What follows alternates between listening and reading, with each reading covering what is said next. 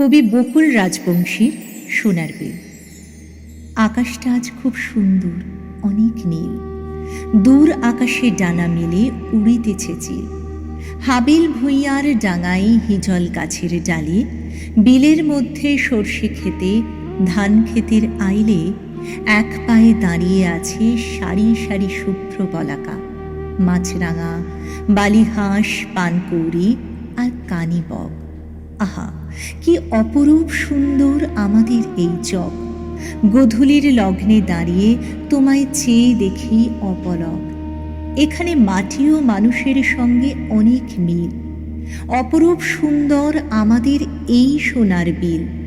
আমাদের চাষি ভাই নিজ জমিতে লাঙল চষিয়া সারা দিন রোদে পুড়ে আপন মনে দেয় হাল। চকের মধ্যে বটের ছায়ায় বাঁশি বাজায় রাখাল। বিষণ্ণ মনে ক্লান্ত শরীরে সারা দিন চড়াই গরুর পাল।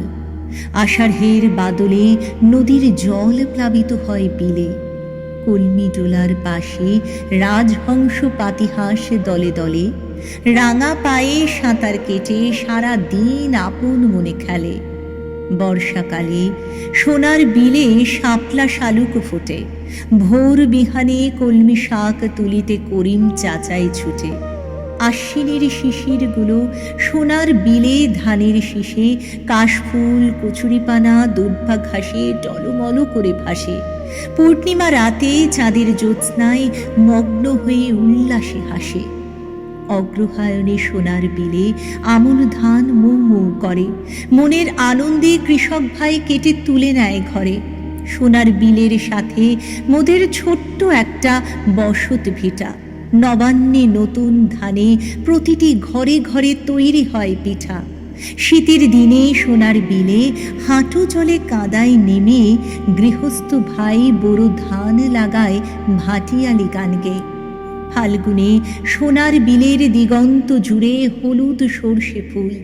প্রেয়সী আমার ফুল ছিঁড়ে বানায় কানের দুল।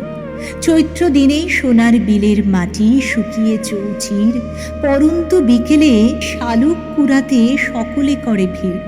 বৈশাখের উত্তপ্ত দুপুরে হিজলের ডালে ঘুঘু পাখি ডাকে। সোনার বিলে নলের ঝোপায় লুকিয়ে শিয়াল পণ্ডিত ডাকে। প্রকৃতির এই অমূল্য দান আমাদের এই সোনার বিল। এখানে মোরা একত্রে মিলেমিশে জীবিকা নির্বাহ করি।